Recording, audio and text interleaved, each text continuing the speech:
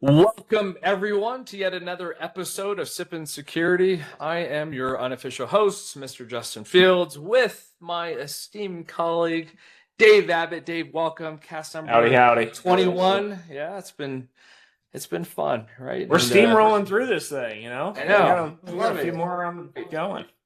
Yeah. So we'll probably do a couple this month, if all goes according to plan, right? Which is great. And today we welcome extremely special guest speaker, Brenden Morgenthaler. You didn't break out the German. You got it. Justin. You didn't. I did, but I got it, right? Brenden, right? Welcome to the podcast. It's great to have you. Any bourbon drinker is a friend of mine, so appreciate you joining. Yeah. Brenden, tell us about yourself before we start pouring. So I lead a Splunk delivery team at CDW. I've been in IT 20 plus years. I've been through the ranks. I started as a programmer, decided I didn't like sitting in a cubicle and not doing anything. Got into help desk, system admin for TV radio network, national there, and then got into hacking actually, into the security side. So as my wife used to introduce me, I'm a paid hacker. So I did that for a while, got into defense and blue teaming, and then got into detection response and Splunk specifically. Nice. So you said 25 years in IT. Same for me. I think I'm close to 25, 26 years, which is probably longer than Dave Abbott's been alive. I don't know if anyone's paying you for hacking, though, Justin. That is true. I love it. Well, Brenden, welcome. Well, thanks for making the time work. I know everyone has busy schedules, and I'm super excited about today's topics. But before we get into the nerd side of the house, let's do some pours. And I'm curious what you're bringing to the podcast today. So I'm bringing something special. It started out as Maker's Mark, but as we can see, it's a little dark. Very dark. Since Monday was National Coffee Day, look up Kentucky Breakfast Cocktail. Coffee infused bourbon that I made. So I made them as gifts one year. I crushed up a couple bags of coffee, stuck it in like 4 bottles of Maker Mark, and let it sit in a sous vide for a few hours to steep. And then you pour it out. Now their cocktail has milk, bourbon, and Cocoa Puffs in it. But I'm a purist on my coffee. You said Cocoa Puffs. Cocoa Puffs. Get chocolatey. Or chocolate. But this bourbon with a heck of a nose of coffee, which I'm a big fan of. So is there caffeine in it? I mean, is there a way you could be able to test the caffeine amount? I think there would be. I just don't have any way of doing it. But that's like a new version of a Red Bull vodka or an espresso martini type thing. Yeah. You got your coffee bourbon. Yeah, I like that. I like that idea. Brenden, I was just in New York. I flew back yesterday, and my morning coffee, a place called 787 in New York. Phenomenal. I love like the small shops, the small coffee shops and whatnot. I had a whiskey infused coffee. So they just had whiskey infused coffee beans. There's no alcohol in it, but it's just that flavor. I'm like, of course, I'm going to choose that one. Oh, yeah. It was the best coffee I've ever, it's like I called the wife the other way. Just take that's the bourbon and infuse it. It's the opposite. Yeah. I think I prefer Brendan's version here. I was gonna say I think I'm leaning more towards that. I might have to try some. Get that recipe from you. Maybe we'll post it on our website and whatnot, which is live and up and running. Yeah, throw it up there. So that'd be great. So welcome. I enjoy that, Dave. What you got today? Well, I had to break out the special bottle that you sent my way. The old Sippin' Security bottle, little merch plug on it. Yep.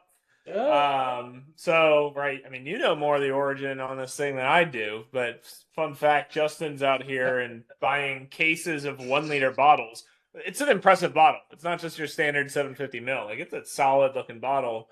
Custom labeled the thing, shipped one out. We did a little test ship, and it's here. It's not cracked. So it's great stuff. But what, 5280 is the distillery? Yeah. There's a theme going on. You just said your favorite coffee shop was 787. You got 5280 distillery. Like everything's just going to be a bunch of random numbers. Numbers, right? Oh, I need my brewer's cap, my 414. There we go. I'm in the 303. So anyway, it's been a great sipper, Justin. I appreciate it. Yeah, no, it's great. Yeah. Limited edition. You have the official 1 of 24. Yep. I think Seth has 2 of 24. Mine's just, and again, I don't have the 1 liter. So the original bottle that I got is a 750 milliliter. This is like, I'll keep this forever. And then of course, since I have the inventory, I'll just keep whatever I want and drink whatever I want. But I probably should have cracked that open. But again, I'm like, let's do something different. And while you cracking that open, Dave, my oldest son went on a trip somewhere with his girlfriend, and it literally texted me. And he's like, "Dad, have you tried Michter's?" "Yes, son, I've had it." He goes, "Have you tried Stag?" And I'm like, "Yes, son, I've had it." And he's like, 2 great bourbons, right? And again, my son's almost 22 years old, big bourbon fan, and I think again he recently graduated for his paramedicine degree, and I'm like, let's celebrate. So we cracked open this bottle this weekend, and I'm going to enjoy a little bit of it today. That's great. When are we having your son on a podcast? I think soon. I think sounds like he could talk. He could definitely talk the bourbon side. It could be interesting on the cybersecurity side, but yeah. And again, we were talking. I'm like, you need to start contributing to this little thing we got going on, because it can get pricey. And he's like, "Man, I like when you do it." Yeah, because he gets it for free. I bet you do. Yeah. So, no, it's great. So so cheers to you both. Happy day of the week. Episode 21. Super looking forward to it. Brenden, thanks. Happy for Security Awareness Month. Yeah. It is October. Happy birthday month. That's awesome. And I did rock the Daddy Saurus, like a normal dad, but awesome cup. So I think when you hit my age, and Brenden, I think you're there with me, but you get cooler gifts from your kids. You're like, "Dad, I bought you a bottle of bourbon for your birthday." I'm like, there you go. Best gift ever. Oh, you need. I would say the gift for my wife. Yeah, mine just has the wine bottle and etched with hometown, but no kids here, so no gifts from the kids. Gotcha. Yeah, take it from the wife. That's always good. So cheers, right? Episode 21. Love it. Man, I forgot how good this is. By the way, no offense, into any of the NC State fans that are out there listening. I know we got a few. Virginia Tech with the win last weekend. I was looking at the Raleigh map and I see NC State on there. I was like, that was a good win. I like it. Love it. We could probably start another podcast and do bourbon and sports. Oh, jeez, that'll go down a rabbit hole. Sipping sports, right? We could totally talk about sports, but yeah. Nonetheless, honestly, I think Dave, we've done this for a couple years now. Brenden, love having guest speakers, because honestly, I feel like we learn so much. Because I think one of the great things about security technology in general is the different viewpoints, the different lenses, the different perspectives, right? Brenden, you working for a partner, massive partner. I mean, the things that you see are completely different than what we see. And even in recent time, I think, Dave, even from when we started our careers, years ago, it's evolved. And I think, Dave, we've mentioned, my kid is going into cybersecurity, and my middle son is going to start his college education focusing on that. And I'm like, man, I could only imagine what he's going to have to face in his career when he gets to that point. And it's going to be all the things that we're talking about today. It's be yeah, AI solved it or whatever, and it's just, it's amazing. So it is amazing, but that segues into one of the things I was talking to Dave about. Trust but verify with AI. So Arcane Backdoor, the Cisco ASA vulnerability. Yep. The CISA published government what is it? An edict or whatever they called it, ED 2503 about it. And you look through the instructions, and I actually had a client reach out to me about this, and they're like, "Hey, I'm trying to get this query to work in our Splunk environment." And I look at it and I'm like, that command doesn't even exist. That's not a true Splunk command. And then they're trying to reference variables and fields that they've never created or do not have in normal logs for ASA logs. And it's like, okay, somebody threw this notice together, compiled from Cisco's official release, and then threw that in there as extra, and it was totally AI generated. So you got to look at all that with a grain of salt. Now, Cisco and with the AI canvas that was announced at Live and .conf and stuff, their built-in stuff is going to be more comprehensive. But when you just go general chat GPT and, hey, give me this query or Copilot or Gemini or choose your AI, don't run them without looking at them. Thankfully, you usually can't be destructive with them like you can with computer commands, or command line commands. But yeah, they could possibly give you bad data that would make you freak out for a security incident and think that you have a bigger issue than what you do.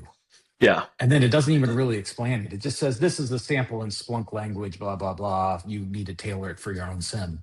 No, you need to tailor it, period, because this is crap. Yeah. But what's scary though, like Dave, we were talking about this, like this is from the CISA.Gov website. Like it's like the entity is a very is like reputable organization, government entity. Exactly.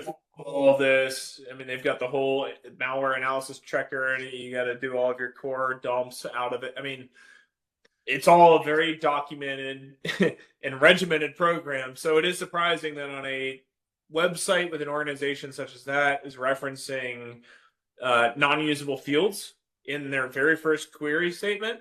Granted, it's going to be a recommendation, and they do put the note that, hey, you might need to tweak this depending on what your data aggregation source is.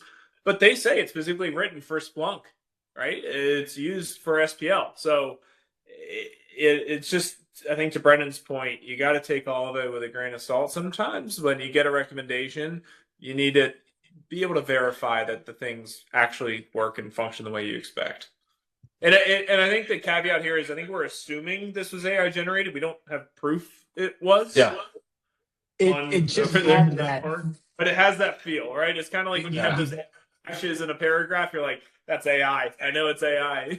Yeah, there is something that if you know the technology and you know what you're looking at and you're good at reading and you're good at IT and comprehension, you just look at it and you're like, there's something just not quite right about that. And then you can pull it out when you analyze it. But my client, they use Splunk for myriad of things, not even as a SIM. It's their basically their network diagnostics. And he was wanting to see on theirs, and so he's not too familiar with it and brings it in. And I'm like, yeah, we can do this in there, but that's not how we'll do it. We'll give it to you this way. And Splunk actually has in their research website for active threat hunting. Here's new queries for finding arcane backdoor. They don't even look with this. They have a bunch different example to do it that I ran in their environment pretty much straight from their website, and that one worked. So it is, but it's interesting because we were talking, Dave, the different uses you can have. And Splunk, everybody thinks it's the SIM. It's not. That's enterprise security. Splunk itself is data aggregation. Yeah. It's not just a log collector, it's data. And what do you want to do with data? Sales, marketing, telemetry, baselining. I mean, truthfully, I look at Splunk going back to when I first started using it, and then when machine learning toolkit came out, MLTK, that was your original sort of AI. Because at the base of AI, it's all statistics. When it completes a sentence, it's looking at statistically what is going to be the next word in this sentence based upon the topic we're looking at and from the research I've gathered. And which one got better ratings and pulled out that. That's all been in Splunk for years. And you can do, what do you want to do with the data? You go to .conf and there's people doing fun things with games. There's a golf simulator that's getting all the telemetry from your swing and giving you predictions based upon how your swing compares to a golf pro's swing and where you're off and everything. So that's not security related, but it's sure heck interesting. Yeah. But then you get, most people think of security data going in, but then you have that security data. And this I used actually in a talk I had a few months ago in front of some executives and clients was, you get all your security data into it. What else can you do with it? Think of other value you can do with your security data to figure out what extra value you can bring to, provide value to the company and value on your investment.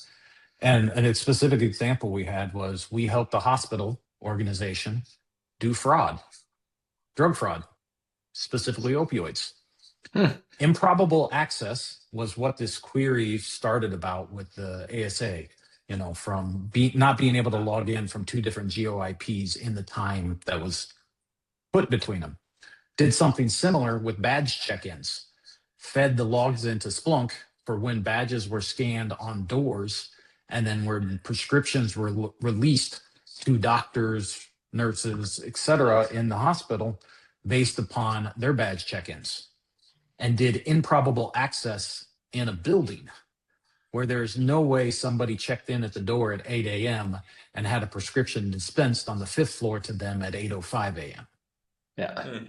So they were able to use that data, which they weren't even collecting, but we started collecting it. And they weren't really looking at it from a security point, because their security badge system had all that. But we're like, let's tie the badge system in to the drug dispensing system data and do our correlations, and found, okay, now let's go look at this and see who really is dispensing the data with somebody's fake card or something.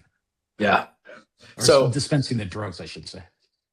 So the concept of this article, right? Again, we don't know for sure if it's AI generated or not. Nonetheless, you have an identified vulnerability in an environment. Brenden, your customer brought to you saying, "Hey, like, what I do? You're looking for guidance, consultative, like all the things."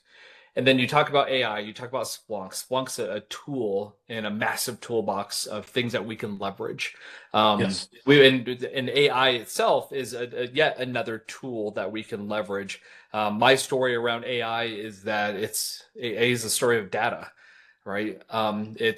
Splunk is the visualization of said data. The queries you run, the LLMs, the small language models, like so on and so forth. When we go back and look at the risk of AI and tools, like Dave, I'll come to you on this one.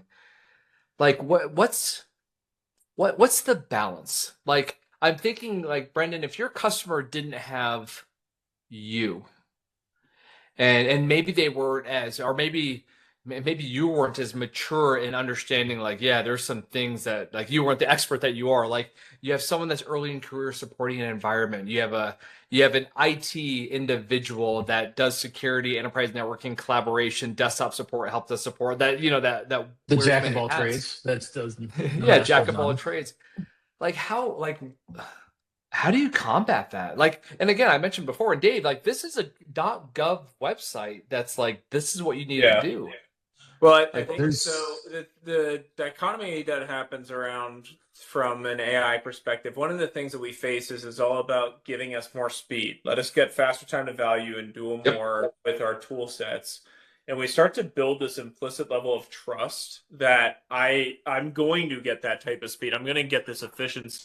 And especially when you have an active exploit within government institutions like what was happening with Arcane Door. Yeah, we want to move fast. We want to give guidance as quick as we can. Here's the indications of compromise. Here's how you run your detection queries. And so we publish fast. Unfortunately, that doesn't always mean that we're going to verify immediately. And if we're using a tool such as AI to help us with that publication, things can slip through the cracks. And I think that becomes the ultimate risk we face here as we rely heavier and heavier on AI tools, whether that's things from doing a call recording and giving me my action item summary. Things may have been missed, but I start relying on that besides me taking notes so I can be more present in the call. While that's fair, it does give us, better efficiencies. If I'm not double checking the action items based on what I know, back to the Brendan's point of trust but verify, and I just trust, I might miss things. There's still greater that typically can be gained, but we have to be very cautious about over-reliance with those types of tools. And it's over-reliance when you get super complex. A lot of the basic stuff, easy stuff, what a lot of they're trying to do with AI and SOCs is get rid of, take a lot of the level 1 stuff out. A lot of the basics, get the IP, get the DNS, get the switch port, get, all this stuff that can be done. Yeah, the tier 1 stuff, right? Yeah. The tier 1. But now on that, if you take away all the tier 1, how does anybody get tier 1 experience to get to tier 2? We've talked about this on the podcast before. Like you start having this gap, unfortunately. Yeah. Basically, I look at AI as the next iteration of IT skills. Before you needed to know help desk skills, you needed to know DOS and then Windows, and then you had to go Windows 95, Windows NT. Now you've progressed. Now you got to know DevOps, DevSecOps, cloud. Well, the next one is you got to understand IT or AI and how to give it good questions with good guide rails for how it should respond using the right resources. Don't just have it go out to anything. Use vendor documentation, use wikis specifically made up of them, but don't just let it go out and go through all the forms. If everybody's been doing PHP code, you used to go to PHP and the examples on it, and you'd look at them and you're like, oh God, that's horrid. It works. That's so insecure, but that's like the number 1 rated answer for everybody to grab that. And you're like, oh, well, so that one's going to be fed into AI. So for companies doing AI, it's more getting it tailored in-house with your own. So what you've fed it for learning, and what's good, what's bad. Here is our policies, here's our procedures, here's our documentation. Here's our instruction sets. Here's whatever you need to feed it in there. And don't just use something that's out to the general public, because you're going to get. Yeah, the worry, though, is aren't most organizations going to use AI to create the documentation and then feed it into AI? Like, if it just becomes this cyclical AI circle? feeding AI? It does. Like it goes back to very first, back to the beginning of computers. Data in, data out. Good data in, good data out. Bad data in, bad data out. I've used other terms for that same thing, maybe not as pleasant, but yes, I get. I chose to use a little bit more. We publicly safe podcast. I don't know. I don't think we've got that set. We are drinking, so that might not be it. Shit in, shit out.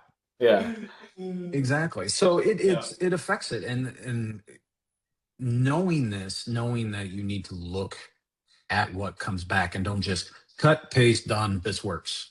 No, it doesn't. I use AI to generate code. I'll admit that. But then I look at it and I go, okay, I break it down. I look at the pieces and I'm like, okay, this makes sense. I see what it's trying to do. Now I'm going to take that and do my own stuff with it. I use it as a building block. I don't do it. Hey, my building's built. You know what you're built. looking at, and that's the challenge. Like for the younger generation that doesn't necessarily know what they're looking at, and they just trust and don't verify. Or in this case, with the CISA recommendations of run this in Splunk, wouldn't you think they'd have a Splunk instance to run that SPL to then see did that work? Common sense ain't so common. I mean, but common sense is different though. Like again, if you're early in career, you don't know. No. I'm talking about wouldn't you think they would have a Splunk instance to run the query and to test it before publishing? To validate like this query is actually going to work the way you expect. I don't usually test, but when I do it in production. Right? Well, the other scary thing to this is like this guidance has been out for a few days now. I'd think this would came out the 25th, someone would flag it. So either no one's actually using the guidance, or they're all realizing it's wrong and not telling them, or even the worst scenario is people are telling them and they're not updating it. I don't know what that is, but it's crazy that's been in production for 4 days, 5 days now, live. And we know every government agency is having to go and do the cleanup for this right now. So, anyway. What's crazy? So, Dave, we mentioned the use of. We've talked about AI numerous episodes. I use AI to capture, the notes of our session, try to figure out a cool name. And I think based on, and I don't even need AI to do this, but I think the name of this episode is going to be Trust But Verify. Because I think that's like the core, that's the core of like what needs to happen of, hey, there's a lot of data out there. And even on a government website, .gov, like, you expect it to be legit. It's almost like trust no one, right? It's that zero trust mentality of like, man, we're going to restrict everything and we want to validate everything. And, and again, I think there's a vulnerability, like you need to address it, so on and so forth. And again, solve our customers' needs. That's table stakes. But man, being able to leverage, like trust your sources. I think Brenden, you just mentioned like, hey, like, leverage the manufacturer, like leverage like just trusted places. And again, you would assume that CISA.Gov is a trusted resource, but you still got to verify. And I think that's no, with supply chain attacks, it goes back to you can't trust everything. With all the supply chain attacks that's gone out over through the years, you have to have your own procedures in place to test your supply chain. Just looking at simple, everything has a checksum. Verify your checksums, verify when they've done. Hard code stuff, don't just grab the newest. Grab stuff that or put it in your own local repositories and include it that way. Don't just blindly trust stuff from pi.org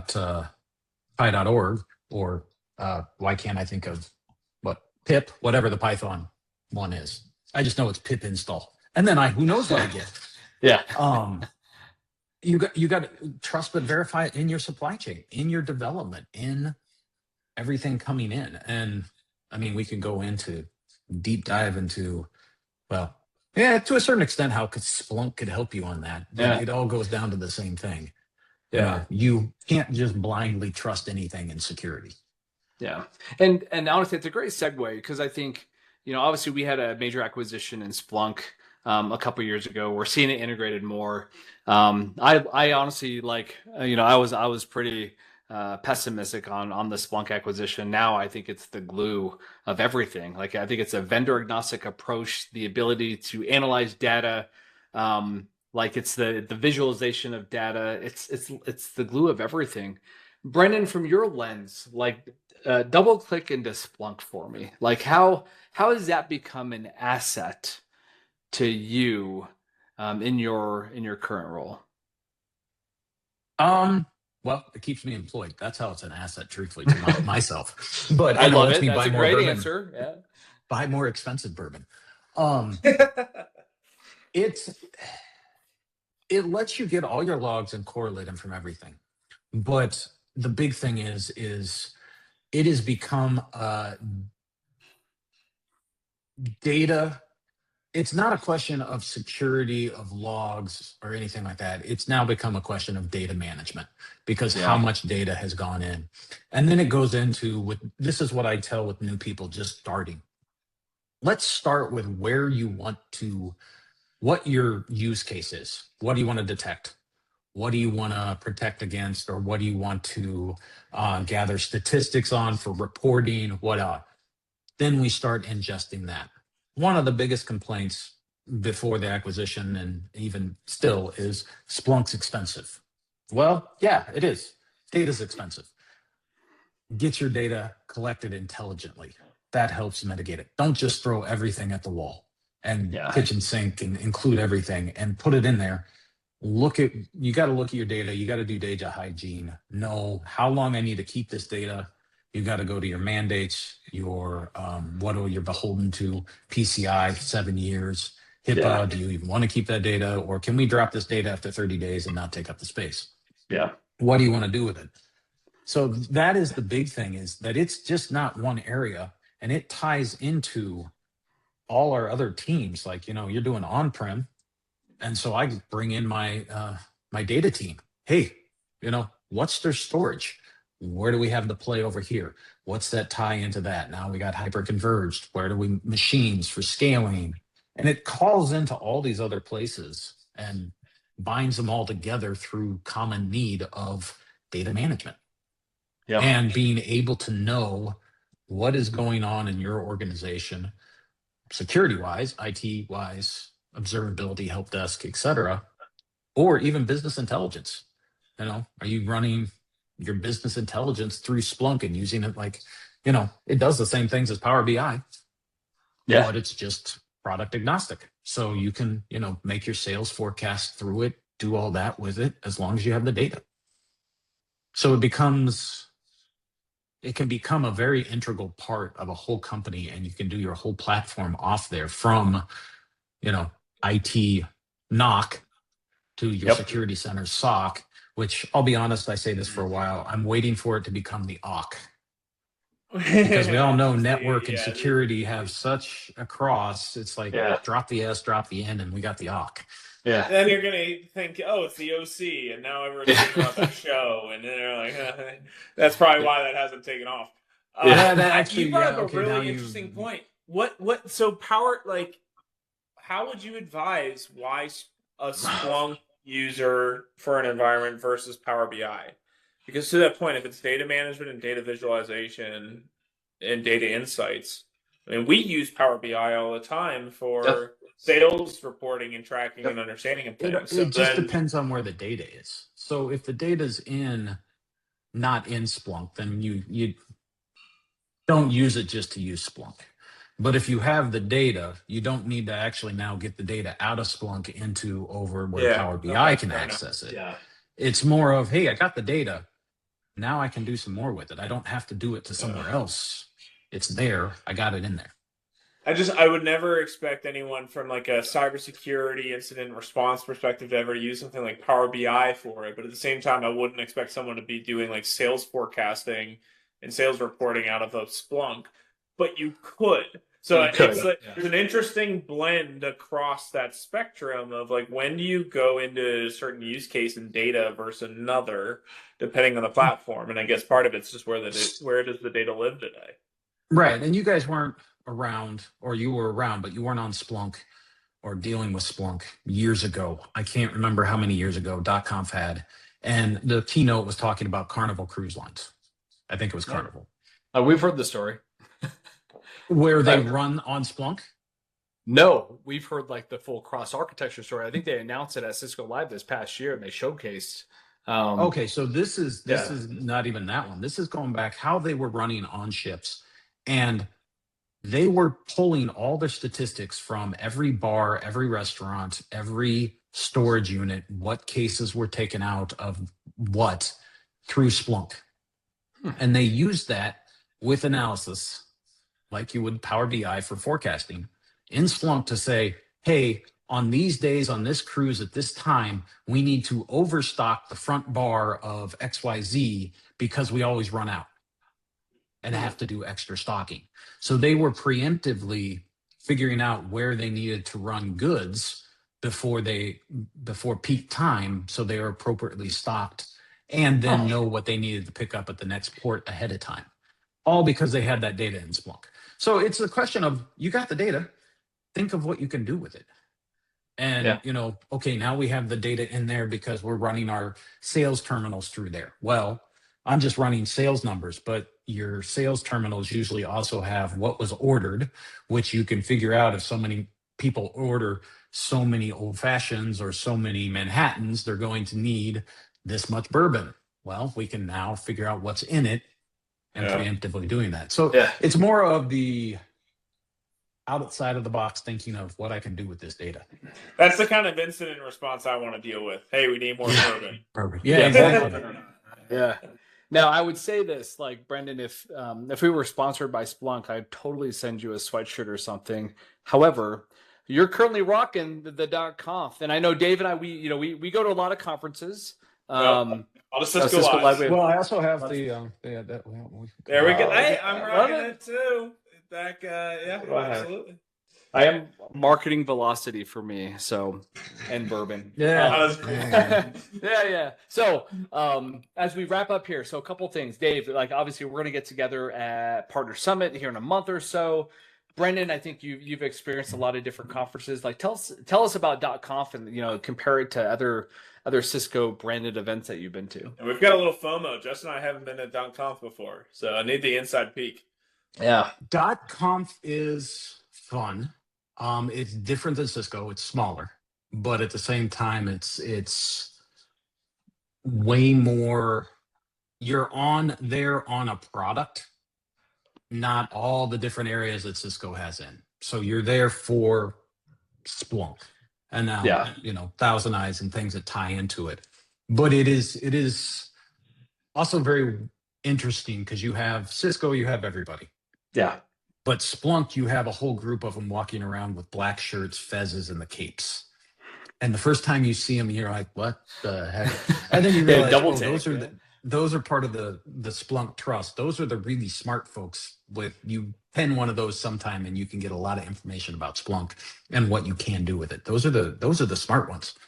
They've been around helping the community online and in Slack and everything, but it's a different vibe because of the size and Yeah. like it's focused upon one product. Where Cisco Live, you have everything there. So it's Everything. a little bit of everything from your access control systems to your switches to your firewalls to your software to their WebEx1 is all on collaboration. Like, I get. yeah, exactly. You go to the vendor network, and that's a big area to see. You go to the vendor area at Live, and you got WTI there with PDUs. Yeah. You go to Splunk, and you're not going to see that. The vendors are going to be people doing stuff with Splunk, more software based. Red Hat's there, and some of them, but not really hardware folks. So that's one of the big things in the vendor areas I notice is it's more hardware with Live versus .conf. I'd imagine too. There's a bit more in the nuanced use cases that are advertised. Like I think sometimes I'll see a lot of the success stories, or hey, we'll showcase a use case or two here and there at Live. But for the most part, it's all about the product updates and new features across the whole entire portfolio, which is a lot to digest.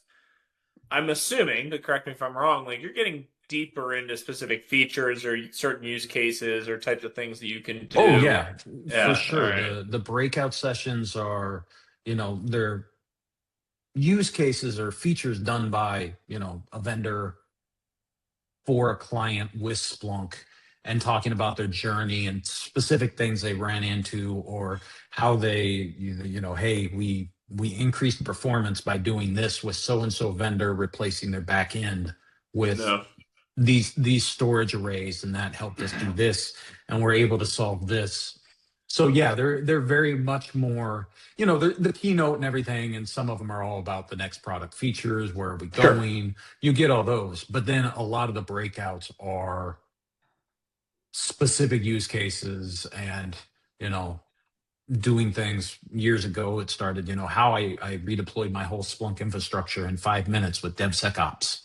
And learning how to do everything through automation. And now it's just progressed up there. Yeah.